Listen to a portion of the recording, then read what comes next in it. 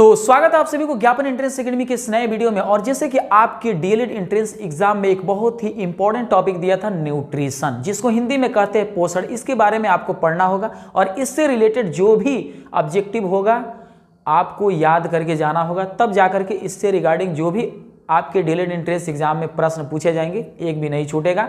इसकी मैं पूरी की पूरी गारंटी दे रहा हूं, क्योंकि न्यूट्रिशन से रिलेटेड चाहे जंतुओं में पोषण हो, चाहे अमीबा में पोषण हो, चाहे पौधों में पोषण हो, पूरा का पूरा कंसेप्ट लेकर के आया हूं। लाइन बाय लाइन से मैं पढ़ाऊंगा इस वीडियो में जितना हो सके। मतलब कि हम तो इस वीडियो में हम आपको मानव में पोषण और अमीबा में पोषण पूरा का पूरा हम कंसेप्ट पढ़ाएंगे और अंत में वीडियो के साथ बने रहिए। ऑब्जेक्टिव भी मैं कराऊंगा। बहुत सारे स्टूडेंट जो है ना लास्ट में कमेंट करके पूछते हैं, मतलब स्टार्टिंग वाला वीडियो देख लेते हैं और थोड़ा सा स्किप करके थोड़ा बहुत वीडियो देख लेते हैं, अंत तक नहीं देखते हैं और लास्ट में कमेंट करते हैं सर कंसेप्ट तो बहुत अच्छा था, मतलब थोड़ा सा देखते हैं 10 से 20 मिनट और समझ लेते हैं और सोचते हैं लगभग मैं तो आगे जानता ही हूँ, और लास्ट में कमेंट करके जानते हैं क्या पूछते हैं ये कि सर आप ऑब्जेक्टिव भी करवा दीजिए। लेकिन मैं आपको बताऊँ ऑब्जेक्टिव मैं इसी वीडियो के लास्ट में कराने वाला हूँ और प्रत्येक साइंस का मेरा जितना भी वीडियो आपके बीच आता है ना, देखिएगा उसमें सब में ऑब्जेक्टिव है। आप लोग देखते नहीं है, वीडियो को पूरा देखिए,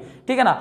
अंत में इस कंसेप्ट से रिगार्डिंग जितना भी ऑब्जेक्टिव बन जाने वाला है ना, मैं पूरा का पूरा ऑब्जेक्टिव, चाहे 10 प्रश्न बने चाहे 20 प्रश्न पूछे, ठीक है ना, जितना भी होगा मतलब इस कंसेप्ट से जितना भी ऑब्जेक्टिव बन जाने वाला है मैं आपसे लास्ट में इसी वीडियो में पूछूंगा और आपको आंसर देना होगा। मैं तो आंसर बताऊंगा लेकिन आपको कमेंट में भी इसका आंसर लिखना होगा। लिखने से क्या होगा, आपकी पूरी अच्छी तैयारी हो जाएगी और पूरा का पूरा आंसर याद भी रहेगा।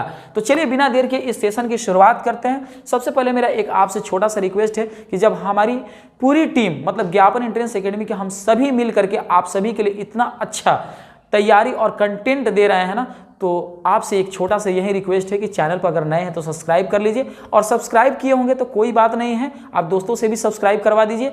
और एक गुरुदक्षिणा के रूप में एक और छोटा सा रिक्वेस्ट है कि आप गुरुदक्षिणा के रूप में अगर इस वीडियो को मतलब ज़्यादा से ज़्यादा हो सके तो शेयर कर दीजिए, और आप अपने जो है ना व्हाट्सएप वगैरह चलाते होंगे तो उस पर स्टेटस लगा दीजिए। यही हमारी आपसे गुरुदक्षिणा की जो है ना एक उम्मीद है, जो आप गुरुदक्षिणा के तौर पर इतना तो जरूर कर सकते हैं। तो स्टेटस जरूर लगा दीजिएगा और दोस्तों में जरूर शेयर कर दीजिएगा। तो चलिए पूरे इस सेशन को एनर्जी के साथ पढ़ते हैं और अंत में ध्यान में रखिएगा, मैं फिर कह रहा हूं अंत में इससे रिगार्डिंग जो भी क्वेश्चन होगा ऑब्जेक्टिव में पूछूंगा और आपको आंसर भी करना होगा, ठीक है। तो देखिए यहाँ पर सबसे पहले बात करते हैं कि पोषण क्या है।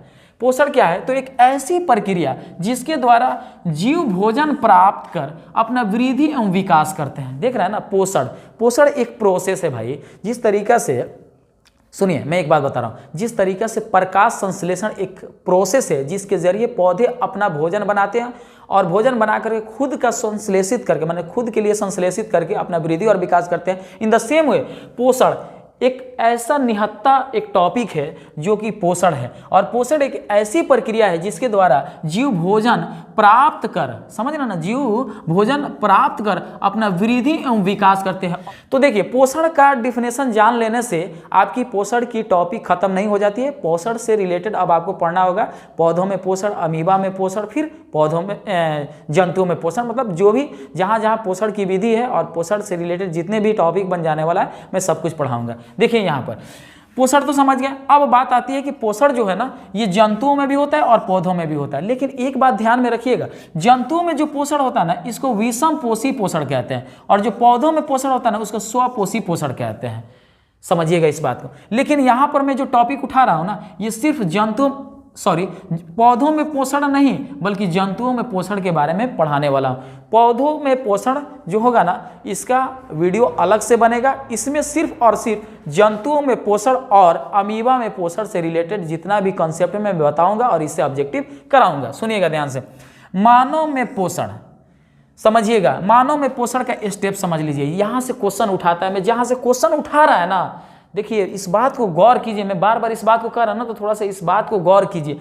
जहां से क्वेश्चन उठाता है ना सिर्फ वही टॉपिक में बता रहा हूं, समझिएगा इस बात को। फालतू की ऐसे डीपली ज्यादा जानकारी ले करके और पढ़ाई को बोझिल बना करके कोई फायदा नहीं है। जितना जरूरी है, चाहे हम हो, चाहे अमित सर हो, चाहे मुस्कान मैम हो, जितना जरूरी है और जो एग्जाम में बार बार पूछा जाता है ना, वही कंसेप्ट हम लोग पढ़ा रहे हैं और उसी से रिगार्डिंग जो ऑब्जेक्टिव है वो तैयार करके आप लोग को दिया जा रहा है, समझिएगा और इस पर विश्वास रखिएगा। मानव में पोषण सबसे पहला अंतर्ग्रहण होता है, इस चरण को याद कीजिएगा क्योंकि आपसे ऑब्जेक्टिव पूछ देता है कि मानव में पोषण के चरण को समझाइए। तो सबसे पहले अंतर्ग्रहण होता है, उसके बाद से पाचन होता है, उसके बाद से अवशोषण होता है, माने भोजन का अवशोषण किया जाता है, उसके बाद से स्वांगीकरण। अब जो भोजन पच गया ना तो वो हमारे शरीर में लगना शुरू हो जाता है, तभी ना जाकर के हमारा वृद्धि और विकास होता है। उसके बाद से जो वेस्ट मटेरियल बच जाता है ना, उसका निष्क्रमण होता है, मतलब उत्सर्जन होता है, मतलब यहाँ पर उत्सर्जन होता है।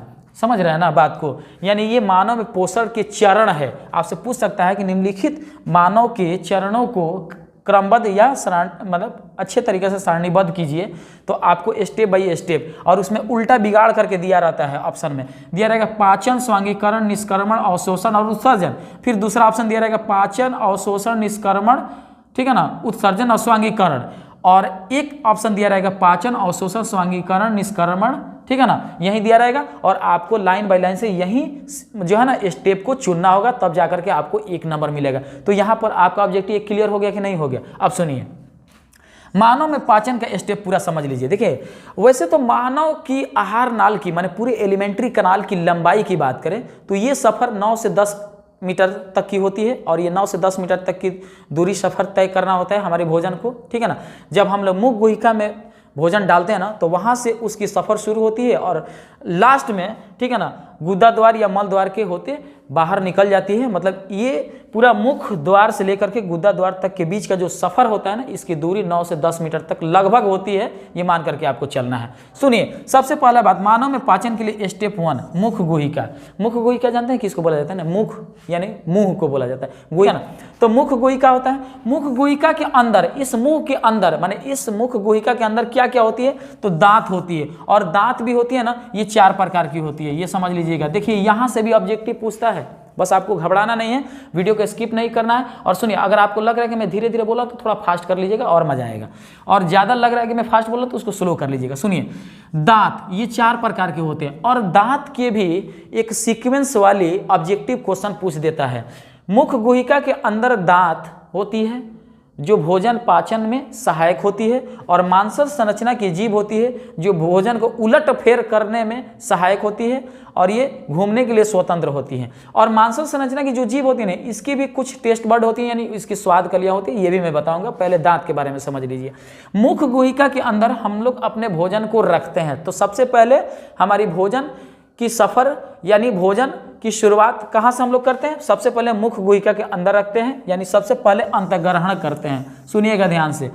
तो अगर इस तरीके से ऑप्शन दे करके पूछ दे तो हम अंतर्ग्रहण पहले चुनेंगे, और नहीं तो अगर मुख गुहिका और ग्रासिका आमाशय से अगर पूछ दे तो सबसे पहले हमारी भोजन मुख गुहिका के अंदर रखा जाता है, और सबसे पहले इसको अंतर्ग्रहण कहते हैं। अच्छा देखिए, मुख गुहिका के अंदर दांत होता है, और ये दांत 4 प्रकार के होते हैं। सुनिएगा ध्यान से, 4 प्रकार के, और आपको ये याद करना पड़ेगा। सबसे पहला होता है कृंतक। कृंतक, कृंतक क्या होता है? ये आगे वाला देख रहा है ना, कृंतक, ठीक है ना, कृंतक जिसको काटने के लिए इस्तेमाल होता है। और दूसरा होता है रदनक। रदनक होता है, ठीक है ना, रदनक जिसको चीरने फाड़ने के लिए एकदम नुकीला इस तरीके से होता है, ठीक है ना, समझ लीजिएगा। कृंतक के बाद रदनक, उसके बाद से होता है भेदक, सॉरी रदनक को ही भेदक भी कहते हैं, भेदक भी कहते हैं, ठीक है, जो नुकीला होता है। तो कृंतक, रदनक, और उसके बाद से होता है अग्रचर्वणक। अग्रचर्वणक, ठीक है ना, चर्वणक। उसके बाद से होता है चर्वणक। चर्वणक, ठीक है ना। सुनिएगा ध्यान से, यहां से ऑब्जेक्टिव किस तरीके से पूछता है। बोलता है कि निम्नलिखित में से कौन दांत के लिए एक सही क्रम है? कृंतक, रदनक, अग्रचर्वणक, चर्वणक, कि कृंतक, अग्रचर्वणक, चर्वणक, रदनक। फिर पूछता है दूसरा सवाल कि कृंतक, अग्रचर्वणक, चर्वणक, रदनक, और चौथा ऑप्शन में पूछता है कि कृंतक, रदनक, अग्रचर्वणक, चर्वणक। तो आपको कौन चुनना होता है? सबसे पहले कृंतक, उसके बाद से रदनक, उसके बाद से अग्रचर्वणक, उसके बाद से चर्वणक। तो ये स्टेप को याद रखिएगा, क्योंकि यहां से भी ऑब्जेक्टिव आपसे पूछता है पोषण से रिलेटेड। तो ये कंसेप्ट क्लियर हुआ कि नहीं हुआ? और मैं लास्ट में पूछूंगा भी ऑब्जेक्टिव, जो इस कंसेप्ट से रिलेटेड मैं ऑब्जेक्टिव तैयार किया हूँ ना, आपसे मैं पूछूंगा और आपको बताना है, ठीक है ना। अब सुनिए, अब हमारे इस मुख्य गुहिका के अंदर, ठीक है ना, मांसल संरचना की जीभ भी होती है। मांसल संरचना की जीभ होती है जो घूमने के लिए स्वतंत्र होती है, जो भोजन को उलटफेर करवाती है। यहाँ पर देखिए ये जीभ है ना, इस जीभ के निम्नलिखित स्वाद के लिए होते हैं। निम्नलिखित मतलब बोले तो अच्छे तरीके से हम 4 तरीकों से बांट सकते हैं। देखिए सबसे आगे वाला जो ये हिस्सा होता है, ये आगे वाला, यहाँ पर होता है ये मीठा, यहाँ पर मीठे का स्वाद होता है, मीठे का एहसास होता है। और ये वाला जो हिस्सा होता है ना, इसके खट्टा होता है। और ये वाला जो स्वाद होता है ना, ये नमकीन होता है। और सबसे लास्ट में जो हलक होता है ना, जो जा करके माने क्या बोलता है ना, ये यहाँ गर्दन के पास पूरा एकदम है ना, क्या बोलता है ना कि अरे मैं कैसे मैं बताऊँ आपको, जैसे कि ये जो जीभ आगे का इस तरीके से घूम रहा है ना, लेकिन जो लास्ट में एक जगह उसको फिट किया हुआ रहता है, माने फिक्स रहता है, जो जा करके अंदर हलक उसको बोला जाता है। यहाँ पर जो है ना, उसके आगे वाला थोड़ा सा हिस्सा, ये वाला जो हिस्सा होता है ना, तो ये होता है यहाँ पर कड़वा फील होता है, यहाँ पर कड़वा। तो एक बात समझ लिए, जहाँ हलक, जहाँ पर जीभ जो है ना फिक्स है, जहाँ से वो घूमेगा नहीं, और इसके आगे वाला हिस्सा इस तरीके से घूमता है, तो जो लास्ट वाला हिस्सा है ना, वहाँ के थोड़ा सा आगे बढ़ जाओ तो कड़वा फील होता है। और इसके इधर माने इधर यानी दाएं बाएं जो खट्टा महसूस होता है। और इसके ठीक आगे थोड़ा सा आगे और खिसक जाओ तो यहाँ पर नमकीन, मतलब यहाँ पर थोड़ा आगे भी नमकीन महसूस होता है। और इसके बीच वाला आगे, ठीक है ना, मीठा महसूस होता है। तो आई होप कि यहाँ तक आपको कंसेप्ट समझ में आ गया। उसके बाद से भोजन जो है ना, हम बढ़िया से थूर थार के, पूरा मुंह में थूर थार के, हालांकि इसमें लार ग्रंथि से लाल मतलब बोले तो क्या बोलते हैं, लार का भी सिक्रीशन होता है, जो भोजन पचाने के लिए जो है ना क्या होता है ना कि सहायक होता है। हालांकि मतलब यहाँ पर मैं उतना डीपली नहीं जाऊँगा, क्योंकि जहाँ से क्वेश्चन बन जाने वाला है वही कंसेप्ट मैं समझा रहा हूँ। भोजन थूर थार के जब हम लोग बराबर कर देते हैं तो भोजन ग्रासिका या ग्रास नली के माध्यम से भोजन जाता है। अच्छा देखिए, जब ये भोजन यहाँ से यहाँ गया तो ये हो गया आपका, ये लंबी वाली जो नलिका दिख रहा है ना, इसको ग्रासिका या ग्रास नली बोलते हैं, इंग्लिश में ओएसोफेगस बोलते हैं, ठीक है ना। अच्छा देखिए, जब भोजन ये जाता है ना, तो समझिए ये भोजन की नलिका है, ये हमारी यहाँ का नलिका है। जब भोजन यहाँ जाता है ना तो ये फैलता है, और फिर उसके बाद से जब भोजन थोड़ा सा आगे बढ़ता है ना तो ये फिर सिकुड़ जाता है और यहाँ पर फैल जाता है। यानी भोजन जिस स्टेप पर जाएगा वहाँ फैलेगा और सिकुड़ेगा, फैलेगा और सिकुड़ेगा। जो फैलन और सिकुड़न की घटना होती है ना, इसी को कहते हैं क्रामाकुंचन। तो यहाँ पर आपसे ऑब्जेक्टिव में पूछ सकता है कि ग्रासिका या ग्रास नली में होती है क्रामाकुंचन की घटना, तो आपको ऑप्शन दिया रहेगा, और भी बहुत सारी घटनाएं दी रहेगी, लेकिन उसमें क्रामाकुंचन एक ऑप्शन देगा जिसमें आपको बताना होगा कि कौन सी घटना होती है, तो क्रामाकुंचन की घटना होती है। अब देखिए, उसके बाद से बात करते हैं अमाशय की। तो भोजन कहाँ पहुँचता है, यहाँ से अमाशय में। अच्छा, अमाशय का ये जो पार्ट है ना, ये सबसे पहला ऊपर वाला पार्ट को कार्डियक कहते हैं, इधर वाला पार्ट को क्या कहते हैं, फंडिक कहते हैं, और इधर वाला को पाइलोरिक कहते हैं, जो छोटी आंत से जुड़ा हुआ रहता है। तो देखिए यहाँ पर लिखा हूँ कार्डियक, फंडिक और पाइलोरिक। आपसे पूछ सकता है कि बताइए अमाशय के कितने भाग होते हैं, तो 3 भाग होते हैं। पहले को कार्डियक कहते हैं, दूसरे को फंडिक और तीसरे को पाइलोरिक। इसको याद करने की एक ट्रिक हो सकती है, पहले तो कार्डिक और दूसरा फंडिक और तीसरा तो पाइलोरिक। इसको याद करने का ट्रिक क्या हो सकता है, देखिए कार्ड जब लगाएंगे ना तो फंड मिलेगा, तो कार्ड लगाएंगे तो क्या होगा, फंड मिलेगा। यानी मान लीजिए कि एटीएम मशीन के पास जाते हैं तो सबसे पहले क्या करते हैं, आप कार्ड लगाते हैं तभी तो उसमें से जो पैसा होता है वो मिलता है। तो कार्ड लगाएंगे तो फंड मिलेगा, फंड माने बोले तो रिफंड मिलेगा, समझ रहे हैं ना। यानी कि कार्ड लगाएंगे तो रिफंड मिलेगा, तो रिफंड से फंडिक याद रहेगा, ठीक है ना। तब उस पैसे से पैसे पाइलोरिक याद रहना चाहिए। तो कार्ड लगाओगे तो फंड मिलेगा। तो आपको अमाशय की 3 हिस्सा आपको समझ में आ जानी चाहिए। सबसे ऊपरी हिस्सा को कार्डियक कहते हैं, बीच वाले हिस्सा को फंडिक कहते हैं, और जो छोटी आंत से जुड़ा हुआ रहता है ना उसको पाइलोरिक कहते हैं। इस सीक्वेंस को आप याद रखिएगा। अच्छा, ये भी आपसे ऑब्जेक्टिव में पूछ सकता है कि अमाशय जो है ना वो आकार में कैसा होता है। तो देखिए यहाँ पर आप थोड़ा सा कंफ्यूज होने की जरूरत नहीं है। आपका एनसीईआरटी बुक और दोनों में मैं क्या बताऊं किसका सही मानो, हालांकि आपका डीएलएड एंट्रेंस एग्जाम जो होगा ना वो आपकी एनसीईआरटी बुक से ही ज्यादा क्वेश्चन पूछेगा, तो मैं एनसीईआरटी बुक से ही उठाया हूं। सुनिएगा, भारतीय भवन में और एनसीईआरटी बुक में किसी बुक में दिया हुआ है कि आपका जो अमाशय है ना वो जी आकार का होता है, लेकिन किसी में दिया है यू आकार का होता है। मैंने 7 क्लास के बुक उठाया तो देखा कि उसमें यू आकार का, और 8 क्लास का उठाया तो उसमें बोला है कि जी आकार का होता है। तो एज यू लाइक, इसमें से दोनों में से कोई एक देता है तो आप जरूर टिक लगाइएगा, दोनों एक साथ नहीं दे सकता है। अगर देता भी है दोनों, अब आप कहेंगे क्या कि सर अगर दोनों दे दिया तो हम कहेंगे कि जी लगाइएगा, जी आकार का, ठीक है ना। अब आइए आगे बढ़ते हैं। आमाशय से भोजन जो है ना छोटी आंत में पहुंचता है। कहाँ पहुंचता है भाई? छोटी आंत में पहुंचता है, जिसकी लंबाई क्या होती है? 6 से 7 मीटर। यहां से भी ऑब्जेक्टिव पूछ सकता है कि बताइए कि छोटी आंत की लंबाई कितनी होती है? तो 6 से 7 मीटर। अब आपसे पूछ सकता है कि बताइए इसका आकार कैसा होता है? तो सी आकार होता है। यहां से भी ऑब्जेक्टिव पूछ सकता है। अब आइए बात करते हैं कि बड़ी आंत, जब भोजन छोटी आंत, अच्छा देखिए छोटी आंत की और बड़ी मतलब खूबी समझ लीजिए कि छोटी आंत में विली लाइक स्ट्रक्चर बोले तो रंसाकुन संरचना पाया जाता है, जहां से भोजन धीरे धीरे मतलब क्या होता है ना, यहाँ पर देखिए भोजन का अवशोषण होता है। अवशोषण यहाँ पर देख रहे हैं ना, अवशोषण होता है। अच्छा देखिए ये वाली तो स्टेप तो मैं ये तो सिर्फ समझाने में लगे, ये तो भूल ही गया। यहाँ पर देखिए हालांकि मैं पहले ही समझा दिया था। यहाँ देखिए पाचन कहाँ होता है? पाचन आमाशय में थोड़ा बहुत पाचन हो जाता है, उसके बाद से छोटी आंत में पूरी तरीके से पाचन होने के लिए चला जाता है, और इसी में अवशोषण का भी काम चलता है, ठीक है ना। और इसी में स्वांगीकरण, और स्वांगीकरण का मतलब क्या होता है? स्वांगीकरण का मतलब जो भोजन पचने के बाद हमारे शरीर में लगना शुरू कर दे, ठीक है ना। और उसके बाद से क्या होता है ना कि धीरे धीरे वेस्ट मटेरियल मतलब हो करके जो बचा छटा हुआ चीज होती है ना, वो बड़ी आंत में चली जाती है। तो देखिए भोजन छोटी आंत में जाती है, तो छोटी आंत की लंबाई आपसे पूछ सकता है 6 से 7 मीटर होती है, और ये सी आकार का होता है। भोजन छोटी आंत से, यहाँ से देखिए ये छोटी आंत से बड़ी आंत में चली जाती है। अच्छा देखिए छोटी आंत और बड़ी आंत के बीच के जोड़ को क्या, जो जोड़ होता है वहां पर एक छोटी सी मतलब जोड़ होती है, इस जोड़ को क्या कहते हैं? सिक्कम कहते हैं, याद रखिएगा। क्या कहते हैं?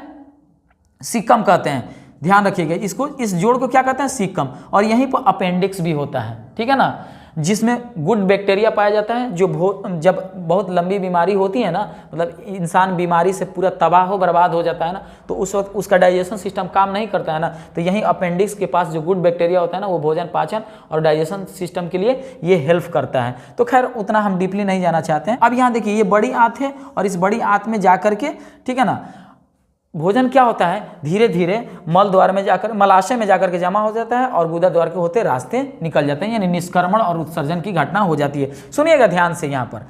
अब यहाँ पर जो है ना बड़ी आंत, आपसे पूछ सकता है कि बड़ी आंत की लंबाई कितनी होती है? तो 1.5 मीटर होती है। कितनी होती है? 1.5 मीटर। अच्छा देखिए जब भोजन बड़ी आंत में चली जाती है तो भोजन क्या होता है ना कि अब धीरे धीरे धीरे धीरे धीरे धीरे करके, मतलब ये बड़ी आंत से कहाँ पर जाकर के जमा हो जाता है? जो पूरी तरीके से जो वेस्ट हो जाता है, जो अब जो शरीर से बाहर निकलने के लिए अब तैयार रहता है, वो मलाशय बोले तो एक ऐसा आशय, एक ऐसा घर जिसमें मल जा करके जमा रहता है, उसको मलाशय कहते हैं। और जैसे ही एक निकलने का समय हो जाता है तो गुदा द्वार से होते बाहर निकल जाते हैं, यानी निष्क्रमण या उत्सर्जन की घटना के द्वारा वो बाहर निकल जाता है। तो ये रही आपका पूरा का पूरा, ठीक है ना, मानव में पोषण और मानव में पाचन का पूरा कंसेप्ट। अब थोड़ा सा एक और जो है ना इससे रिलेटेड जो क्वेश्चन जहां से पूछ सकता है वही मैं डायरेक्ट बता रहा हूं, सुनिएगा। मानव शरीर की सबसे बड़ी ग्रंथि पूछ सकता है, जो कि यकृत होता है। इसका कार्य है पित्त रस का स्राव करना, और ये भी भोजन पाचन के लिए सहायक होता है। इसका स्थान कहाँ होता है? तो अमाशय के ऊपरी भाग होता है, अमाशय के ऊपरी भाग, ठीक है ना। अब यहाँ देखिए एक अग्नाशय भी होता है पार्ट, जो कि अग्नाशय रस का स्राव करता है, यानी इस अग्नाशय ग्रंथि से अग्नाशय रस का स्राव होता है, जो कि प्रोटीन, कार्बोहाइड्रेट और फैट्स का पाचन कराने में सहायक होता है। तो यहाँ तक आई होप कि आपको बहुत ही अच्छे ढंग से समझ में आ गया होगा। अब चलिए अब हम लोग अमीबा में पाचन के बारे में समझ लेते हैं, और उसका भी कुछ चरण और उसका स्टेप को समझ लेते हैं। तो चलिए बिना देर किए हम लोग अगला टॉपिक भी देख लेते हैं। हमारा अगला टॉपिक है अमीबा में पोषण। इसका भी स्टेप समझ लीजिएगा। अमीबा में पोषण मतलब ये एक कोशिकीय जीव है और बहुत ही सामान्य और सरल संरचना के जीव है। तो इसमें जाहिर सी बात है कि बहुत ही सरल मतलब प्रोसेस होगा। पहले तो अंतःग्रहण होता है, उसके बाद से पाचन, उसके बाद से बेचारा बहिष्करण हो जाता है। इसका स्टेप समझ लीजिए। देखिए अमीबा एक कोशिकीय जीव है, तो अगर इस तरीके से संरचना होता है ना, तो अगर भोजन यहाँ पर है ना, तो अपने कूटपाद को खोलता है। अपने कूटपाद बोले तो हम लोग में मुख गोई का था ना, हम लोग का मुंह था जिससे हम लोग मुंह खोलते हैं और भोजन को लेते हैं। तो इन लोगों का जो है ना, इस मुंह को हम लोग कूटपाद कहते हैं। क्या क्या कहते हैं, कुटपाद कहते हैं। और यहाँ से भोजन को ये क्या करेगा, निगल लेगा। और सेकेंड स्टेज में क्या होगा, भोजन को यहाँ ले लेगा। और एक समय के साथ यहाँ पर देखिए, यहाँ पर क्या किया, अंतःग्रहण किया कि नहीं, अंतःग्रहण किया कि नहीं। पहला स्टेप में अंतःग्रहण किया, दूसरा स्टेप में भोजन का पाचन होना शुरू हो गया। लो देख रहे हैं ना, बस इसका 3 स्टेज में ही खत्म हो जाता है। उसके बाद से चौथी स्टेज में तीसरी स्टेज में क्या होता है, फिर भोजन को बाहर कर देते हैं, यानी बहिष्करण कर देता है, बहिष्करण कर देता है। मतलब यहाँ का पूरा 3 स्टेप खत्म हो जाता है और इन्हीं 3 स्टेप के माध्यम से अभिमा में पोषण हो जाता है। और ये बहुत ही सरल संरचना के जीव होते हैं और बहुत ही सरल तरीके से भोजन का पाचन होता है। अब बात करते हैं कि घास चरने वाले जंतुओं में और हम मनुष्यों में जो भोजन का पाचन होता है, भोजन को हम लोग जो मतलब पाचन कराते हैं अपने शरीर के अंदर, जो हम लोग कराते नहीं, मतलब होता है जो भोजन का पाचन जो प्रकृति ने बनाया है, हमें और जंतुओं से क्या डिफरेंट बनाया है। तो मतलब घास चरने वाले जंतुओं और हमें, मतलब हम सभी मनुष्यों से क्या डिफरेंट बनाया है। तो देखिए कुछ जो डिफरेंट है ना, वो वही चीज़ मैं लिखा हूँ जो आपके कंसेप्ट और आपके पॉइंट ऑफ व्यू से, आपके एग्जाम के पॉइंट ऑफ व्यू से काफ़ी इंपॉर्टेंट है। जैसे देखिए घास चरने वाले जंतुओं में जो पाचन है ना, इसकी आमाशय 4 भागों में बांटा रहता है। तो ये एक इंपॉर्टेंट है। हमारी आमाशय कितने भागों में बटी थी, 3 भागों में। पहला का नाम था कार्डियक, दूसरा था फंडिक और तीसरा का नाम था पाइलोरिक। हमने आमाशय को, मनुष्य के आमाशय को 3 भागों में बांट करके समझाया, कार्डियक, फंडिक और पाइलोरिक। और आपको ट्रिक भी बताया, तो उसको आप देख लीजिए। लेकिन ये जो जानवरों का जो आमाशय होता है ना, ये आमाशय ये 4 भागों में बटा रहता है। पहले भाग को, बाकी सब सेम रहता है मनुष्य की तरह।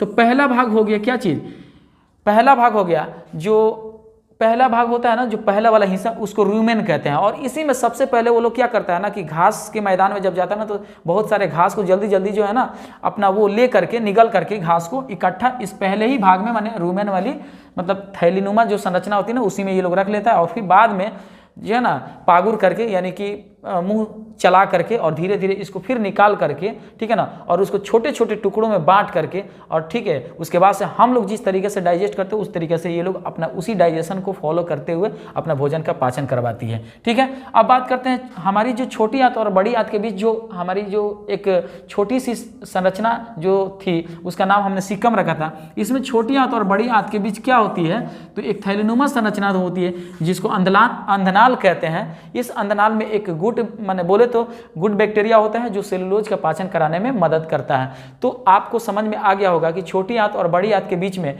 यहाँ पर एक थैलीनुमा संरचना होती है जिसको अंधनाल कहते हैं, और हमारी छोटी आंत और बड़ी आंत के बीच में एक जोड़ होता है जिसको हम लोग सिक्कम कहते हैं। हालांकि हम लोगों में भी एक छोटी सी अंधनाल पाई जाती है जिसमें बैक्टीरिया तो नहीं होता है, बैक्टीरिया अनुपस्थित होता है, लेकिन इसमें बैक्टीरिया होता है जो बहुत ही अच्छे तरीके से सेलुलोज का पाचन कराता है। तो आई होप कि यहाँ पर जो कुछ भी मैंने समझाने की कोशिश किया, मतलब पोषण से रिलेटेड जो जंतुओं में पोषण, अमीबा में पोषण, और जो आपके घास चरने वाले जंतुओं में मतलब जानवरों में जो पोषण की विधि मैंने समझाया, और जो आपकी एग्जाम के पॉइंट ऑफ व्यू से जितना भी कंसेप्ट मैंने समझाने की कोशिश किया आप समझ गए होंगे। तो चलिए बिना देर के इससे रिगार्डिंग जो भी ऑब्जेक्टिव बन जाने वाला है और जो आपके एग्जाम के पॉइंट ऑफ व्यू से काफ़ी इंपॉर्टेंट है, उस ऑब्जेक्टिव को कर लेते हैं। तो लेट्स गो टू स्टार्ट। तो यहाँ पर है पहला प्रश्न, मानव में पोषण के लिए निम्नलिखित में से कौन सा सही क्रम है। जैसे कि मैंने कंसेप्ट वाली वीडियो में बहुत ही अच्छे ढंग से आपको समझाने की कोशिश किया और मुझे लगता है कि आप उसको समझ गए होंगे, तो इसका सही उत्तर जरूर ही लगाएंगे। तो बताइए कि मानव में पोषण के लिए निम्नलिखित में से कौन सा सही क्रम है। पहला है अंतःग्रहण, पाचन, स्वांगीकरण, निष्क्रमण, और दूसरा है निष्क्रमण, स्वांगीकरण, अवशोषण, पाचन, अंतःग्रहण, और तीसरा है कि अवशोषण, स्वांगीकरण, निष्क्रमण, अंतःग्रहण, पाचन। ठीक है, उसके बाद से है चौथा कि अंतःग्रहण, पाचन, अवशोषण, स्वांगीकरण, निष्क्रमण। तो इसका सही उत्तर हो जाएगा ऑप्शन डी। सबसे पहले अंतःग्रहण होता है, उसके बाद से पाचन होता है, उसके बाद से अवशोषण होता है भोजन का, उसके बाद से हमारे शरीर में वो भोजन जो है ना लगता है, तभी जाकर के हमारी वृद्धि और विकास होती है और बचे हुए वेस्ट मटेरियल का निष्क्रमण हो जाता है। तो बात करते हैं अगला प्रश्न, दूसरा, मुख्य भूमिका में पाया जाता है। ठीक है ना, मुख्य गोहिका में, सॉरी यहाँ पर ये जो प्रश्न है ना गलती से टाइप हो गया है, मतलब गलत टाइप हो गया है। यहाँ पर होगा मुख्य गोहिका के अंदर पाया जाता है। देखिए वीडियो देखने से यही तो फ़ायदा है। मान लीजिए कि हम तो नोट्स भेज ही देंगे टेलीग्राम पर, और आपको टेलीग्राम जोड़ने के लिए ज्ञापन एकेडमी ऑफिशियल के टेलीग्राम चैनल पर जो है ना आप जा करके मतलब जो है ना उसे ज्वाइन कर लीजिएगा।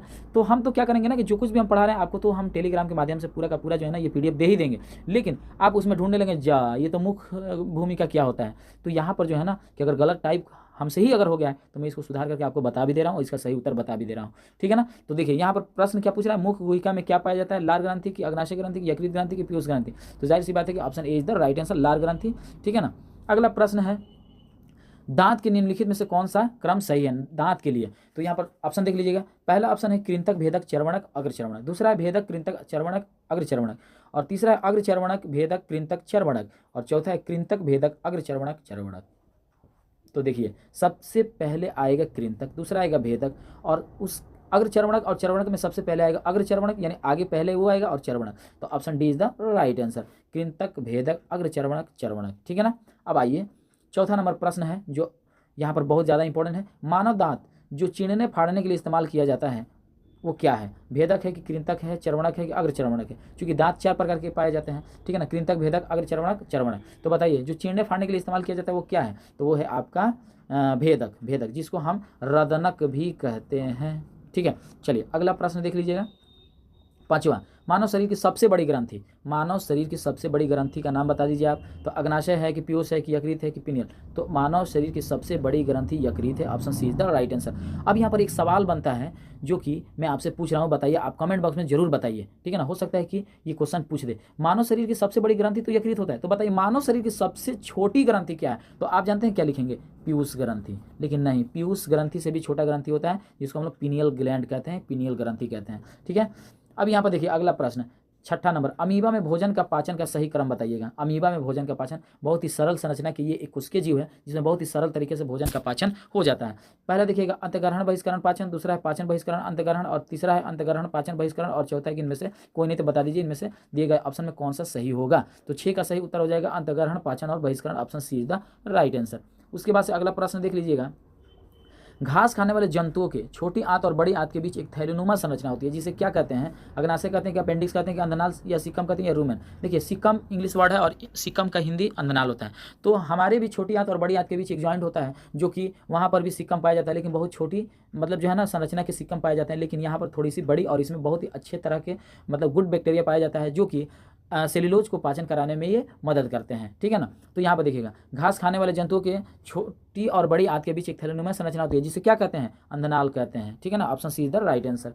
अगला प्रश्न देखिएगा, घास खाने वाले जंतुओं के आमाशय को कितने भागों में बांटा गया? देखिए हमारे आमाशय को 3 भागों में बांटा गया। अगर ये आमाशय है, ठीक है ना, तो पहला को कहते हैं क्या चीज़?